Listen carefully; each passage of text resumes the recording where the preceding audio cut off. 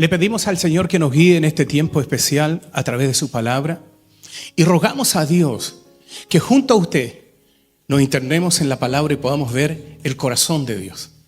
Hoy día yo quiero estar leyendo un pasaje de la Escritura que muchas veces nos sirvió y le sirve a millones de personas en momentos difíciles, en momentos de dificultades. Han usado este salmo en momentos de tristeza, de amargura, en momentos de cuando dejan a alguien que fallece. Incluso gente mundana que no conoce a Jesús han usado estos salmos y que han traído consuelo a millones de personas. Israel fue consolado 3000 años atrás por este salmo hermoso y que es la perla de los salmos. Me refiero al Salmo 23. Usted lo ha leído muchas veces, el Salmo 23, pero usted sabe lo que significa el Salmo 23. El Salmo 23 ha traído consuelo a mucha gente en momentos difíciles. Otros lo dejan abierto en su cabecera, en su velador, y ahí está el Salmo 23. Pero el Salmo 23 no va a funcionar solamente porque usted lo tiene abierto en su velador. No funciona.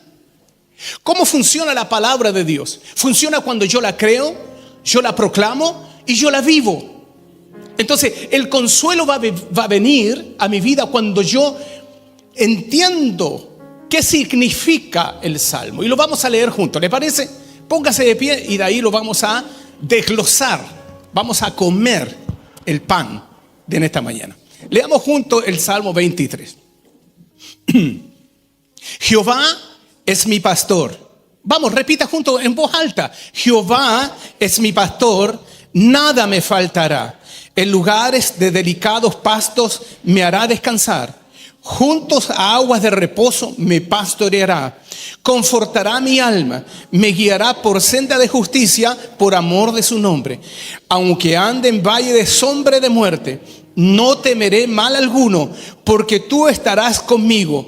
Tu vara y tu cayado me infundirán aliento. Aderezas mesas delante de mí en presencia de mis angustiadores. Unges mi cabeza con aceite, mi copa está rebosando. Ciertamente el bien y la misericordia me seguirán todos los días de mi vida. Y en la casa de Jehová moraré por largos días. Amén. Tome asiento de nuevo.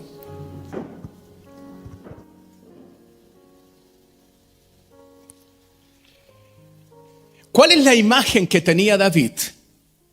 Porque este salmo lo escribió David como una poesía, pero Dios usa elementos de la vida para darnos a entender y revelarnos cosas espirituales. Como Jesús usó el trigo para indicar en cuanto a los convertidos. Como usó el granero, un lugar especial donde los cristianos están esperando la venida del Señor. Como usó las lámparas encendidas de 5 vírgenes y las otras que le faltaba el aceite. Entonces Jesús le habló al más que le costaba entender como al más sabio. ¿Por qué? Porque Dios es así. Dios no es complicado. Dios no se complica para revelarle a usted las cosas, sino que el hombre, nosotros somos complicados. Lo hacemos muy difícil el evangelio, pero el evangelio dice: ligera es mi carga, fácil es mi yugo. O sea, ni siquiera es difícil poder comprender a Jesús. El hombre lo hace difícil y quiere hacerlo un dogma. Pero Jesús es vida. Jesús es vida y Él quiere revelarnos su reino. Pero de alguna forma Él usa los tiempos. Y en este tiempo queremos hablar del pasaje del Salmo 23. ¿Le parece? Vamos al primer versículo. La Biblia dice: Jehová es mi pastor, nada me faltará.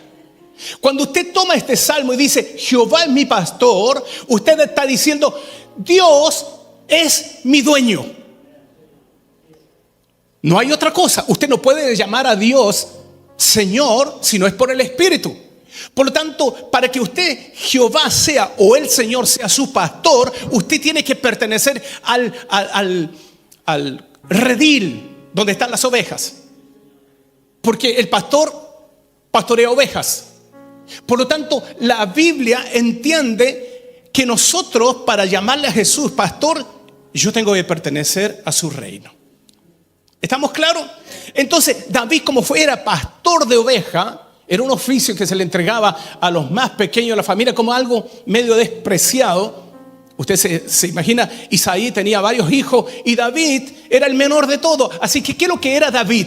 Pastor de ovejas. Por lo tanto, él tenía el trabajo más sucio, el trabajo con las ovejas. Él estaba ahí con la vara. Y David cuidaba ovejas, porque sus hermanos iban a la guerra. David iba a cuidar ovejas, era el menor. En ese entonces esa labor se le entregaba al menor. Por eso David, cuando escribe este salmo, él tiene la imagen clara qué es un pastor y qué es una oveja. Lo tiene claro. Y Dios quiere que nosotros entendamos qué es un pastor y qué yo entiendo como oveja, o que yo soy oveja. Cómo actúa la oveja, cómo actúa el pastor. Así que los primeros 3 versículos hablan de el pastor y la provisión del pastor. Vamos ahí. Jehová es mi pastor. Cuando yo le digo que Dios es mi pastor, estoy diciendo, Él es mi dueño y Él me guía. Él me consuela, Él me corrige, pero Él me sustenta, pero Él me acompaña. Cuando yo entiendo que Jesús es mi pastor, estoy entendiendo que Él va a estar en todo momento conmigo, porque yo soy su oveja. Yo soy aquel que ha sido redimido, comprado con su sangre. Por lo tanto, no tengo que hacer un gran esfuerzo para que mi pastor me guíe. No, Él le guía. Él le guía en la casa, le conversa, le habla a través de las escrituras. Y a veces el pastor usa personas para hablarle a usted en momentos complicados. Entonces, el pastor siempre está preocupado de sus ovejas. Pero, ¿qué hace el pastor con las ovejas? Vamos a ir al verso 2. ¿Qué hace el pastor con sus ovejas? El pastor tiene la labor de guiar a las ovejas a lugares de delicados pastos, porque el pastor no le va a entregar una pradera toda seca y no lo vaya al desierto. No, el pastor está preocupado que usted coma bien, que usted esté saciado. Pero ese no es el problema que le importa al pastor. El pastor le importa algo más. Leámoslo. En lugares de pasto me hará descansar. ¿Qué es lo más importante que el pastor quiere? Que las ovejas descansen, no que solamente coman. Y ese es el problema de hoy día, de muchas ovejas cristianas que no pueden descansar y les cuesta descansar en Dios.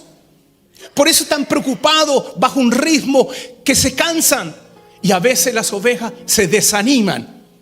Entonces es difícil hoy en día, con toda la tecnología que hay, llena la cabeza de tanta cosa y una rueda totalmente viciosa, y usted no puede parar, no puede descansar. Entonces hay gente cristiana que tiene problemas para descansar en Dios como oveja. Entonces no descansan sabiendo aún que el pastor está ahí. Tienen problemas para descansar. O sea, ¿cuál es el problema de una oveja? El descanso. ¿Y qué es lo que más le importa al pastor? Que la oveja descanse. Entonces, David entendía que si no llevaba a las ovejas a comer pasto, principalmente que descansaran, ahí no va a tener un proyecto mejor para después con las ovejas. Entonces, ¿qué es el descanso?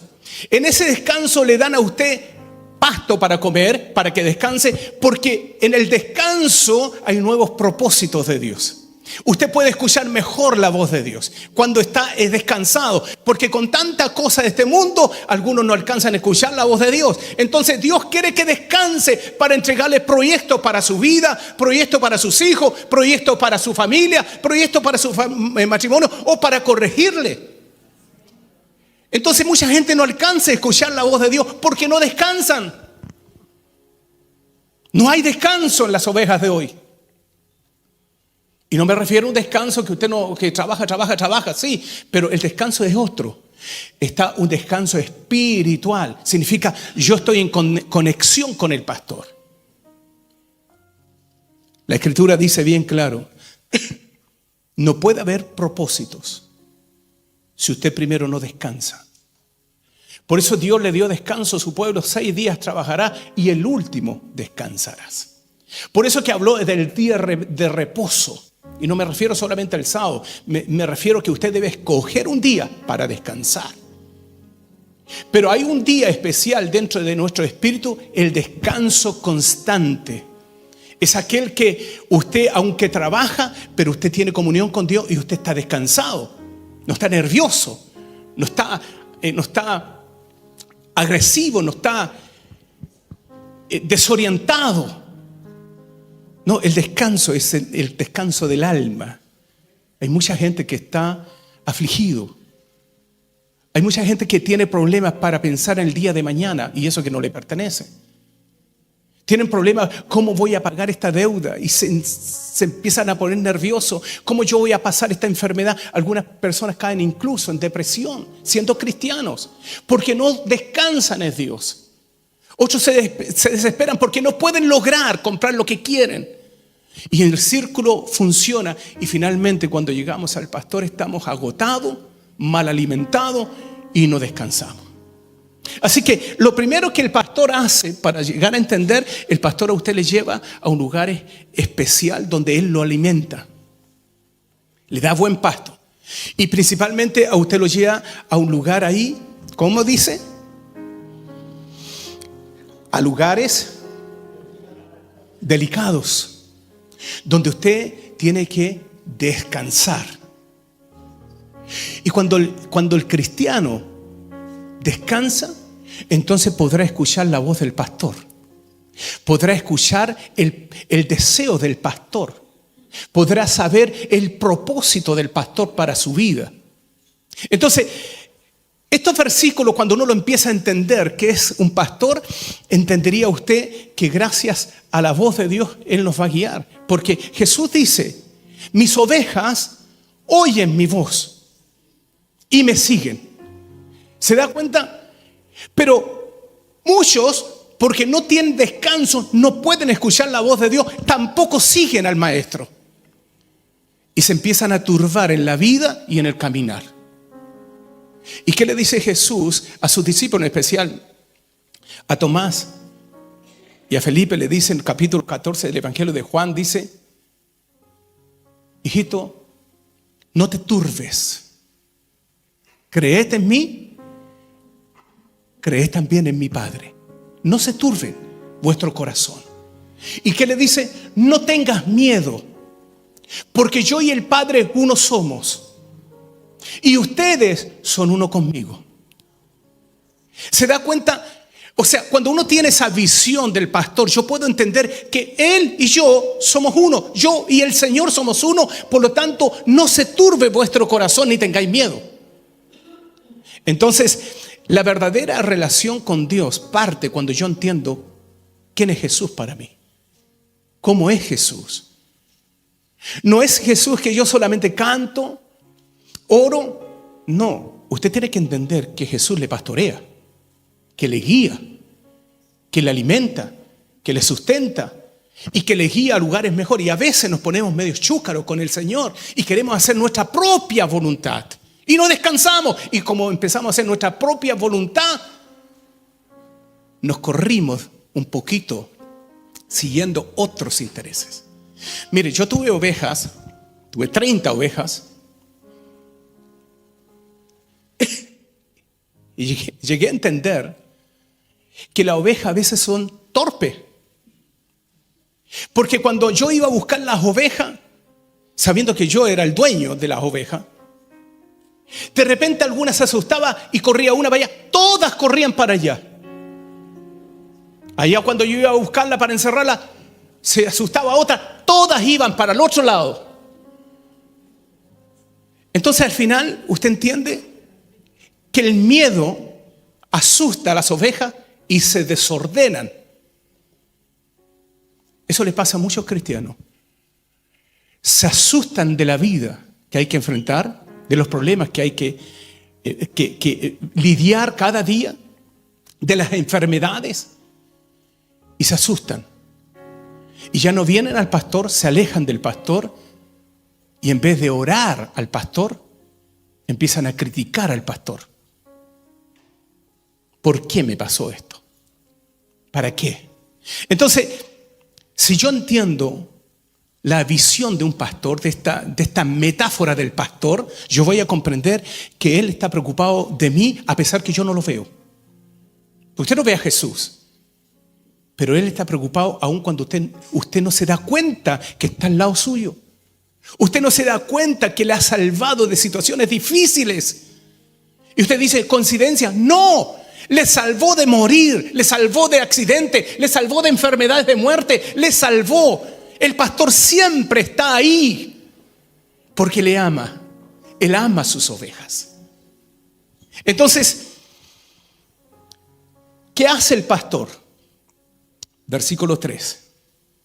El pastor dice, aparte de alimentarlo, de hacerlo descansar, de preocuparse por usted, dice, confortará mi alma y me guiará por senda de justicia por amor de su nombre. ¿Qué hace el pastor? En medio de las luchas, Él lo defiende. En medio de las injusticias, Él está ahí. En medio de toda confusión, cuando usted se desanima y ya no quiere caminar, el pastor está ahí. Listo. Listo, como dice David, para confortar su alma. ¿Por qué su alma y no su espíritu? Yo quiero explicarle esto porque Pablo dividió en dos partes. La mentalidad hebrea era que todo estaba concentrado en el espíritu. Pero viniendo Pablo, la mentalidad de Pablo era griega porque había estudiado, sabía griego. Entonces ahí estaba concentrado alma, espíritu y cuerpo. Por lo tanto, en el alma están las emociones, la voluntad y los sentidos. Entonces, por eso dice, confortará mi alma. Significa que estará trabajando en mis emociones, en mis sentimientos, en mi corazón. Eso quiere decir que yo no necesito un psicólogo para que me ayude en mi alma, en mis emociones heridas. No, yo necesito al Espíritu Santo que sane mi corazón, porque Él está ahí, el pastor está ahí. Por lo tanto, las emociones que están heridas, marcadas, a veces nos sentimos solos. Pero el Espíritu Santo que está aquí para pastorearnos, Él confortará mi alma, confortará mis emociones que están ahí. Mi voluntad está ahí. Cuando yo he tomado malas decisiones, cuando usted ha tomado malas decisiones y se equivoca y dice, Señor, ayúdame. Ahí está el pastor, confortando su alma, sus emociones, sus sentimientos, sanándole para que vuelva a caminar, haciéndole justicia, estando ahí pronto a ayudarnos. Ese es el buen pastor. El pastor está ahí confortándole. Y después que le conforta, le empieza a guiar por sendas de justicia, rectitud, camino recto, para que no se desvíe ni a la derecha ni a la izquierda. Y después que Él le guía por esa senda de justicia, lo va a hacer por amor a su nombre. Él es el Señor. Él merece la gloria, la alabanza, porque lo va a hacer por su nombre. Es que nosotros todos somos pecadores redimidos, pero Él lo hace por Él, por el amor que le tiene, por la misericordia que le tiene. Por eso lo hace, porque Él le ama. Esos son los primeros 3 versículos que hablan del pastor. ¿Qué hace el pastor? Pero vamos al cuarto. Vamos al cuarto. ¿Qué hace el pastor cuando estamos en peligro?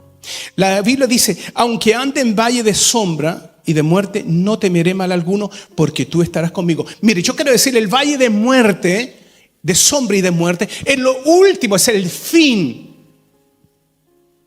Pero hay otros valles que están antes. La depresión, el desánimo. A veces no vemos al Señor, nos desesperamos por situaciones difíciles. Hay valles que usted ha pasado de enfermedades que son antes de la muerte. El valle de la muerte es el final de un cristiano, es la partida. Pero hay sombras que han venido antes y que han turbado nuestra vida, han turbado nuestros pensamientos. Y a veces nos sentimos que Dios nos abandonó. A veces sentimos que vamos solo en el camino y que parece que no fuéramos a terminar. Y a veces estamos tan desanimados y pensamos, ya lo voy a dejar todo, y a veces tenemos miedo de dejar el camino porque ha venido la sombra de la confusión, de la duda. Y todo eso empieza a ocurrir y la Escritura dice que la sombra ha venido sobre usted y nos desanimamos. Y ya no queremos seguir porque sentimos que no estoy experimentando, ya no siento al Señor como antes. He dejado de orar, he dejado de estudiar la Escritura, he dejado de juntarme con hermanos. Empezamos a vivir una vida sola y nos sentimos solos. ¿Y sabe lo que dice? La Biblia dice, aunque andes en valle de sombra y de muerte, no temeré mal alguno, porque tú estarás conmigo. ¿Dónde estará el Señor? A pesar que en medio de toda esa situación que vivimos, lo que nos espera al final es el valle de muerte, aquel que vamos a partir. Pero yo quiero decirle en esta hora que Dios ha estado desde el comienzo con nosotros en todos estos valles de la desesperación, de la frustración. Y nos ha ido pastoreando, y no nos damos cuenta. A veces creemos que nos apartamos. No, Él tiene un propósito en su vida y Él nos ha ido pastoreando. Y cuando llega el día de que Él nos llama, ¿qué dice la Escritura? Que no debe haber temor. Por una sencilla razón. Mire, grábese esto en su corazón. Dice, porque tú estarás conmigo, aun cuando yo voy a morir. Ahí voy a estar contigo. Cuando usted llegue la hora del llamado final, el valle de muerte ya para partir, el consuelo que nos deja este salmo dice, porque Dios va a estar contigo en el último momento. Porque ese es el pastor. Pero después de toda esta circunstancia, el pastor hace algo muy profundo que nosotros debemos entender. Tu vara y tu cayado me infundirán aliento. Yo quiero decirles que el pastor tenía dos cosas. Una vara de madera, una vara. Esa era la vara de protección contra los enemigos. ¿Sabe usted que cada día que nos levantamos nosotros tenemos lucha? Dice Santiago el apóstol, nosotros no tenemos lucha sino contra demonios, potestades, espíritus y gobernadores de las tinieblas. Contra eso, cada día que nos levantamos tenemos luchas.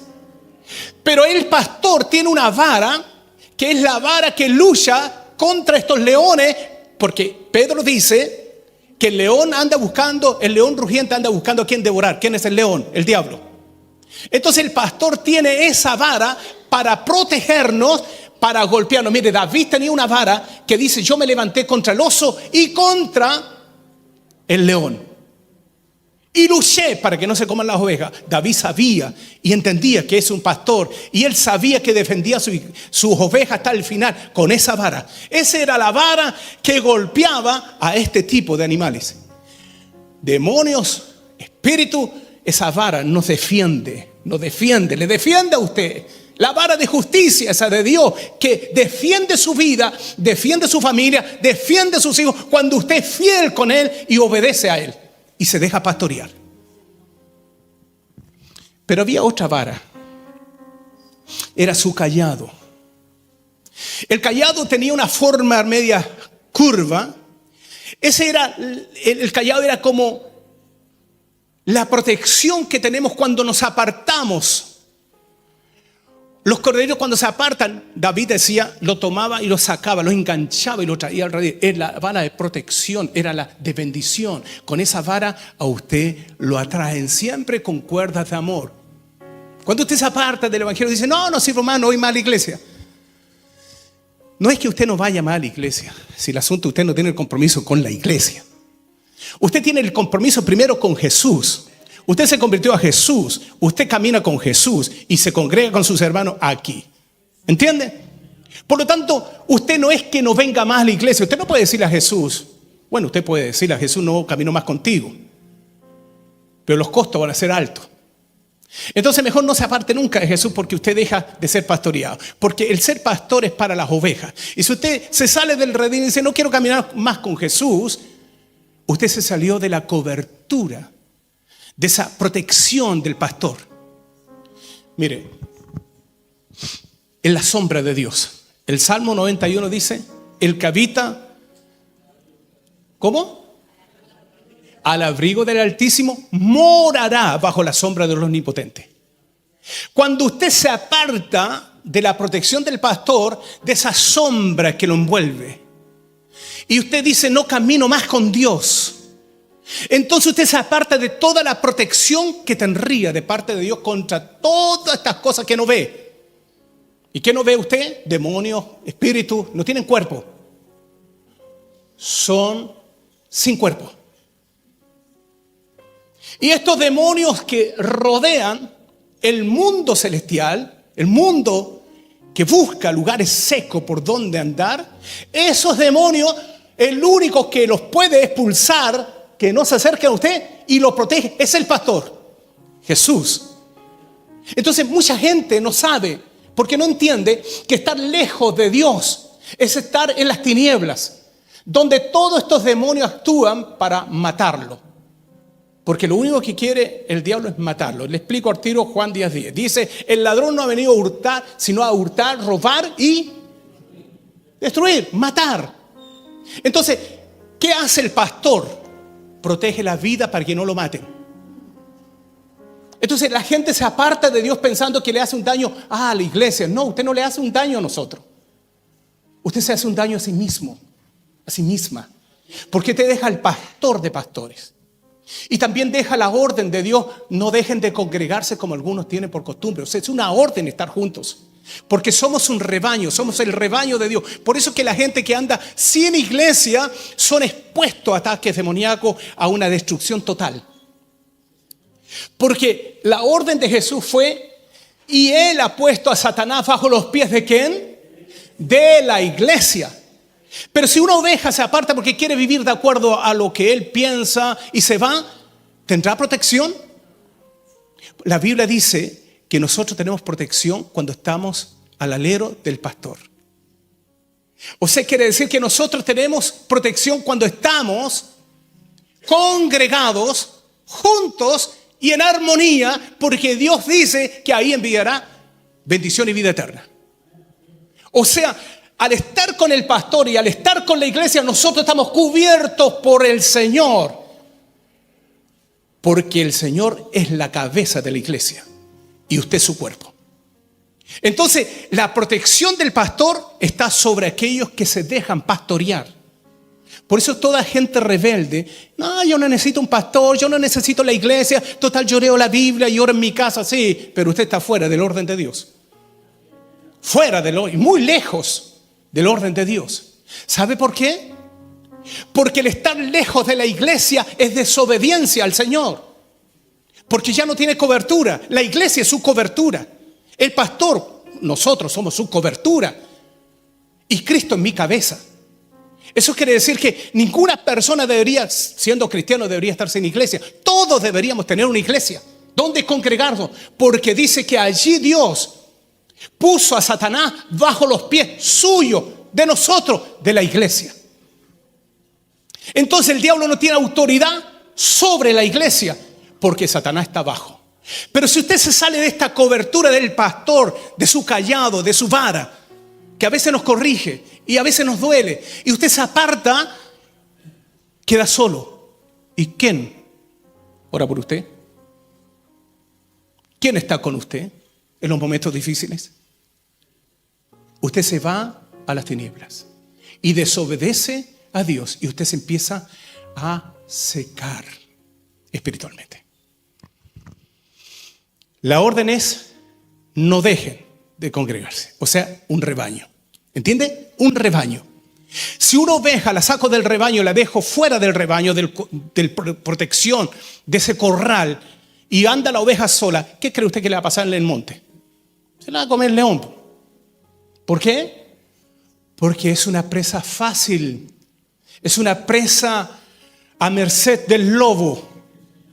O sea, se la van a comer. Pero cuando está en el rebaño y el pastor está ahí, el pastor vigila las ovejas.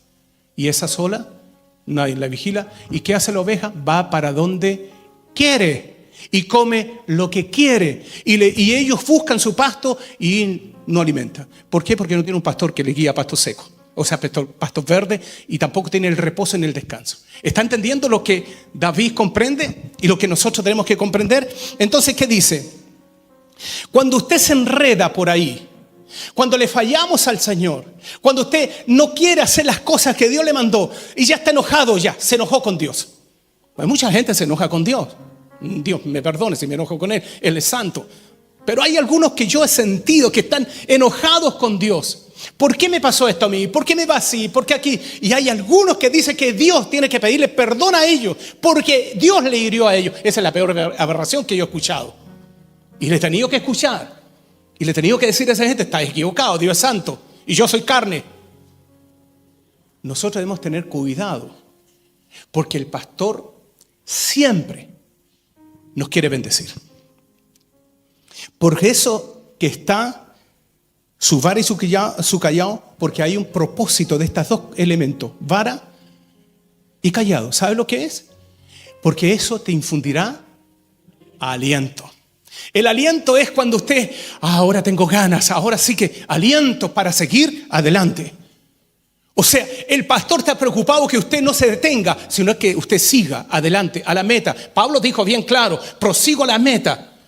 No vaya a hacer cosas que también yo vaya a ser arrastrado y condenado. Por tanto, golpeo mi cuerpo en servidumbre, en ayuno y oración para no ser arrastrado. Yo quiero alcanzar la corona que tengo delante. Eso es lo que pensaba Pablo. Eso quiere decir que cuando el pastor viene con su vara y su callado y nos corrige, es para que nosotros volvamos al pastor y tomemos aliento, porque usted no puede tomar aliento en el mundo. Usted no puede tomar aliento en una discoteca, porque algunos dicen me voy a distraer, en una película. Usted no puede tomar aliento en esos lugares. Usted no puede tomar aliento porque se toma una aspirina, una ibuprofeno. Voy a animarme ya que me duele tanto la cabeza. Me siento mal, depresiva, así que me voy a tomar un antidepresivo. No, usted no puede tomar aliento. Eso alimenta su carne. Eso le sustenta su pura carne. Pero después que pasa el efecto, usted está peor, con así la cabeza. Porque no sustenta las cosas de este mundo, lo único que sustenta es la carne, lo de afuera. Pero el pastor pastorea lo de adentro. El espíritu, alma está dentro y nos ayuda a hacer nuestra carne a tener una vida mejor fuera. Primero adentro, después fuera. Entonces, ¿qué produce la vara y el callado? Nos produce aliento para seguir. Y por eso muchas veces cuando estamos alentados, estamos animados, venimos a la iglesia, abrazamos a uno, al otro, y uno dice, ¿qué le pasó a este hermano? Bueno, estoy animado. Vengo a la iglesia y quiero animar a todos. Mire, yo quiero contarle una historia a usted, real. Hay dos maneras de animar a un hermano. Una, que usted lo anime en el espíritu, con palabra, con ánimo. Y hay otra que animan en la carne y le da consejos malos. Y algunos dicen, en la multitud, Proverbio dice, en la multitud de los consejeros está la ganancia. Sí, pero no todos los consejeros usted gana. Algunos son re malos. Son consejos muy malos. Entonces, yo conocí a una persona que estaba en mi iglesia. Estábamos en una ciudad en Alemania. Yo tenía la iglesia en un hotel. Nos juntamos, estábamos cantando y de repente él llega tarde para encima. Y cuando llega tarde empieza a gritar como loco, ¡aleluya, aleluya! Y yo le pregunté, ¿y por qué gritas aleluya? Bueno, para animarlo. Pero ¿cómo nos animar en la carne si todos estamos diciendo aleluya, estamos orando? Bueno, yo quería animarlo, pero así nos anima. Anímanos en otras cosas, en la oración, en la palabra, anima personalmente. Todos venimos animados, que oramos ya en la casa. Entonces alguna gente confunde un ánimo carnal a un ánimo espiritual. El espiritual, cuando le animan, a usted le deja una enseñanza y le deja un consuelo. Y cuando viene un ánimo carnal, a usted le deja un malestar y usted dice, parece que esto no es de Dios, y le trae más confusión. Por eso uno tiene que ir al pastor de los pastores, al Señor. Nosotros no debemos ser consolados por carnales, debemos ser consolados por espirituales y por la palabra. Agárrese del Señor, del pastor, y va a entender por qué le digo esto. Porque muchos se ofrecen para consolarle. Sin vergüenza. Esos que se ofrecen para consolarle y que le cuentan su problema y después todo el mundo lo sabe, eso le daña más, mucho más de lo que usted está. Sepa bien cómo abrir su corazón y a quién abrírselo, no a cualquiera. ¿Aprendió? Qué bueno. Entonces el pastor se preocupa de todas esas cosas. Me quedan 2 versículos. Seguimos. Solamente 2. Ya. La Escritura dice así: aderezas mesa delante de mí en presencia de mis angustiadores. Unges mi cabeza con aceite, mi copa está rebosando. Ahora Dios usa 3 elementos: aceite, copa y mesa. El aceite era usado en el Antiguo Testamento para ungir reyes, profetas, ¿y qué más? Reyes, profetas y sacerdotes. Entonces lo ungían con propósitos. Por lo tanto, toda persona en el Antiguo Testamento era ungido con propósito. El aceite que decía de la unción, o sea, derramaban aceite. Si usted ve el Salmo 133, dice: bienaventurados los hermanos juntos en armonía. Y al final dice: porque allá Dios ungirá con aceite, como en la barba de Aarón, que desciende por su vestidura hasta el... O sea, así, con el cuerno. Cuando ungieron a David, y esto yo quiero decírselo bien, el aceite tiene propósito, el ungimiento tiene propósito. Cuando David estaba en la oveja y viene Samuel, en 1 Samuel capítulo 15, ahí llaman a los hijos de Isaí, porque Dios se había provisto de un rey. Le dice a Isaí: todos estos son tus hijos, porque Samuel estaba fascinado, todos los hijos grandes, hermosos, y él pensaba que uno de ellos era. Pero el Señor dice: lo que ven tus ojos no es lo que yo veo. Yo miro el corazón, ninguno de estos es. Y Samuel dijo: ¿cuál es entonces si no hay ninguno? Y dice: pregúntale. Y le pregunta a Isaí, le dice: ¿sabes? ¿No tienes otro hijo?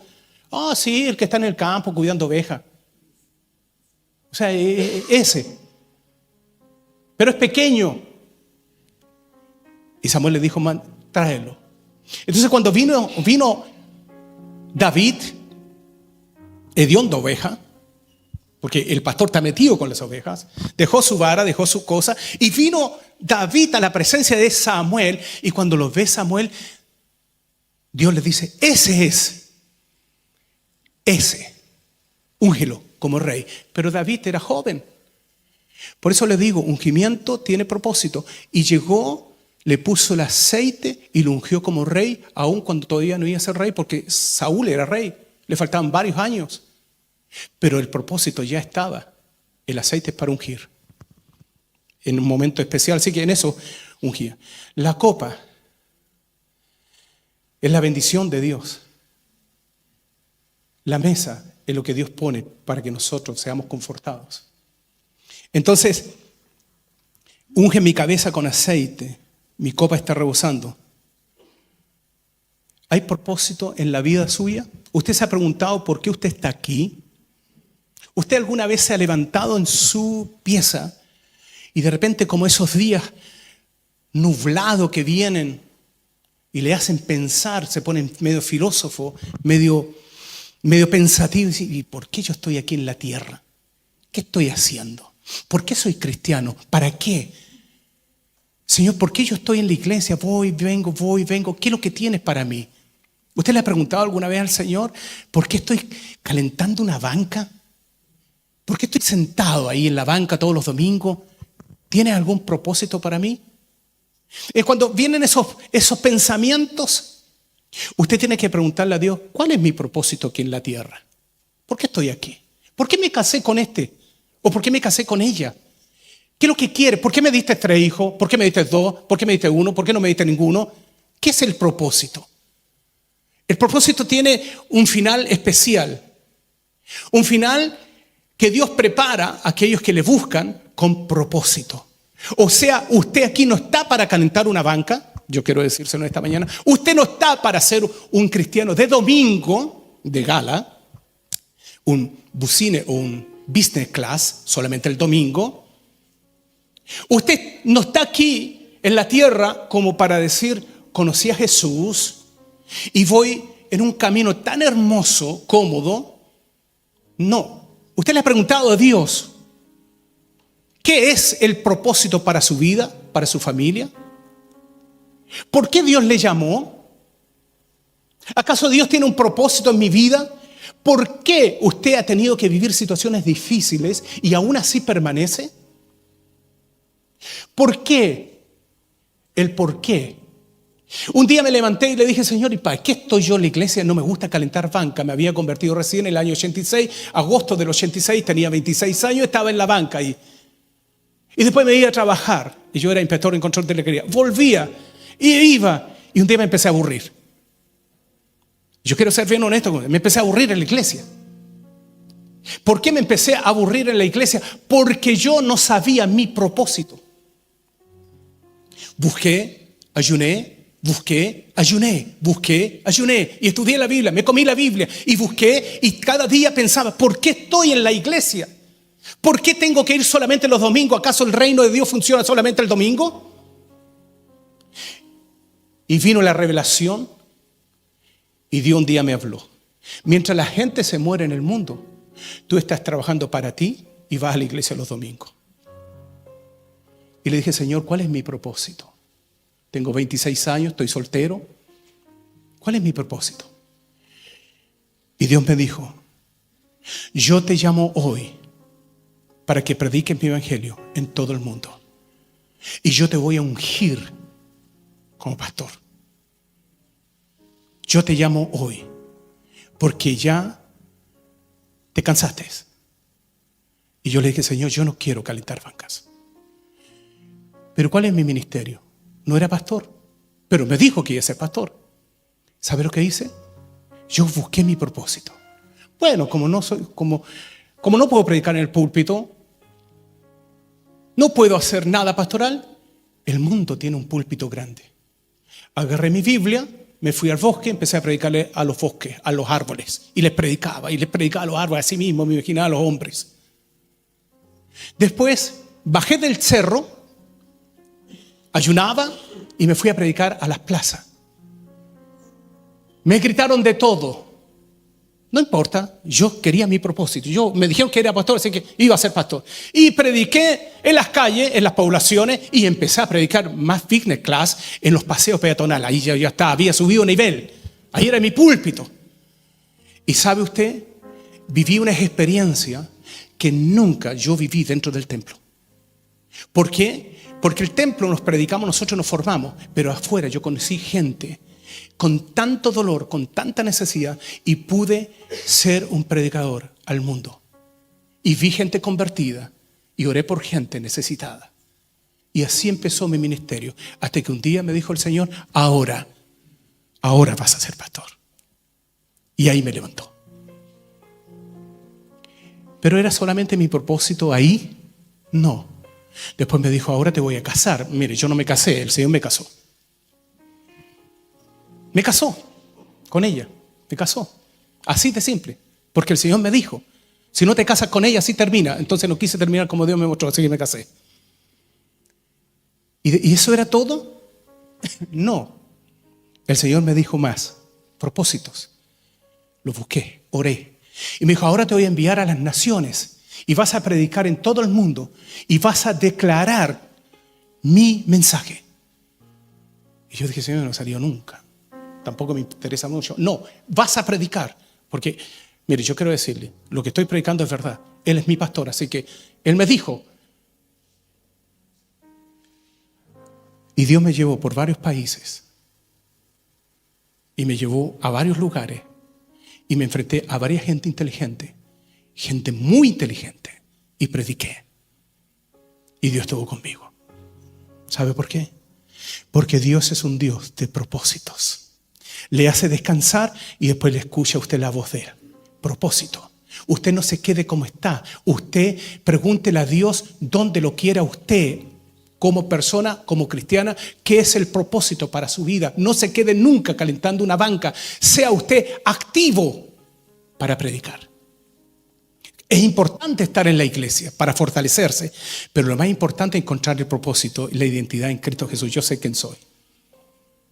Ya no necesito que me digan quién soy. No, yo sé.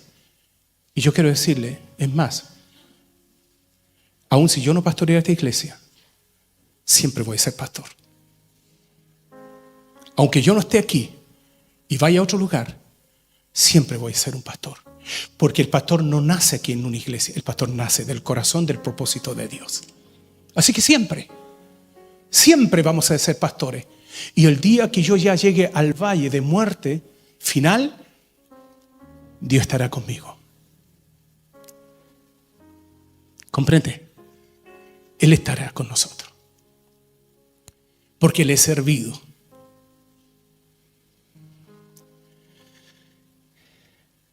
Hay algo que Dios me dice al final. Porque el bien y la misericordia me seguirán todos los días de mi vida. Mire, si usted le siguiera el juicio de Dios, si usted supiera que le va a seguir el juicio de Dios, usted arrancaría. Pero qué hermoso cuando le sigue la misericordia y el bien. Y hay alguna gente que arranca de Dios pensando que le va a hacer mal el bien y la misericordia. Mire, yo quiero decir que el bien y la misericordia, cuando me siguen, me bendicen. Porque va a traer bien de parte de Dios, misericordia en momentos difíciles. El bien y la misericordia hace algo muy especial. Usted camina en la vida con el pastor, el bien y la misericordia, ¿qué hace? Le sigue. Usted va a la derecha, ¿qué le sigue? El bien y la misericordia. Usted va a la izquierda, ¿qué le sigue? El bien y la misericordia. O sea, usted si está guiado por el pastor, siempre el bien y la misericordia le seguirán. Y usted va a ser próspero, va a ser bendecida, porque el bien y la misericordia le va a seguir a las ovejas que se dejan pastorear y caminan con el Señor. Y finalmente, Dios nos manda a que descansemos en Él. Cuando llegue ese día, Dios nos prepara.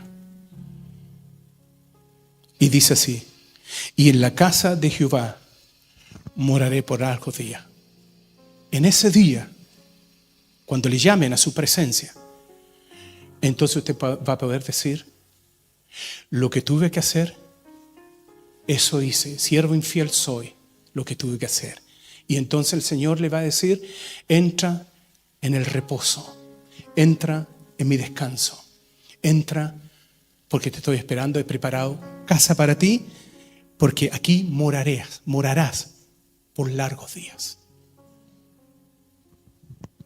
Ese es el pastor. Jesús dijo: yo soy el buen pastor, mi vida doy por las ovejas, y ellas me escuchan mi voz y saben quién soy. Siga a ese pastor. Jesús es el buen pastor. Su vida dio por usted. Póngase de pie, vamos a orar. ¿Le parece?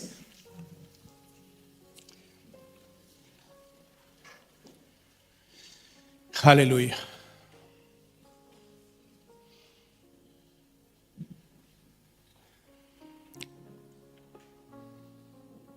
El cayado de pastor nos recuerda a nosotros. El cayado es aquel garfio, así como garfio, que nos sustenta, nos cuida. Esa es la imagen del pastor. Mire, el pastor le va a pastorear a usted y a mí. Pero el día que usted le niega al pastor, esa es la única forma que Dios le va a negar a usted. Usted puede fallar, usted puede estar débil, usted puede declinar. Pero si usted niega a Jesús, Jesús le niega a usted. Pero si usted no niega a Jesús y saca fuerza de flaqueza y le sigue a Él, y dice: el que persevere hasta el fin, ese será salvo. Cuando usted se esfuerza por el Señor, entonces Dios le va a dar el bien y la misericordia. Y se va a acordar de usted. Se va a acordar de usted en los días difíciles. Se va a acordar de usted cuando usted le alabó, porque dice: vendrán a la memoria de Él lo que usted hizo para el Señor. Porque todo lo que el cristiano, todo lo que el Hijo de Dios hace, no será en vano, porque lo hace como para el Señor. Él le pagará. Cierre sus ojos. Padre, te damos tantas gracias, porque tú eres el buen pastor que dio su vida por nosotros. Te agradecemos por tu presencia. Te agradecemos por tu misericordia. Gracias, Señor, porque tú tienes poder y misericordia con nosotros. Ponga su mano en el corazón, por favor, y repita conmigo: Señor Jesús, te doy gracias, porque tú eres mi pastor y nada me faltará. En delicados pastos me harás descansar. Junto a aguas de reposo me pastoreará. Me guiará por senda de justicia por amor de su nombre. Aunque ande en valle de sombra, no temeré mal alguno. Y de muerte, no temeré mal alguno. Porque tú estarás conmigo. Tu vara y tu callado me infundirán aliento. Aderezas mesas delante de mí en presencia de mis angustiadores. Unge mi cabeza con aceite. Mi copa está rebosando. Gracias, Señor. Permite que yo cumpla, creyendo que tú eres mi pastor y aceptando que me guíes. Te entrego mi corazón a ti y todo lo que soy sea tuyo. Padre, gracias, porque no hay mejor pastor que Jesucristo, que dio su vida por mí. En el nombre de Jesús. Amén. Amén. Dios les bendiga.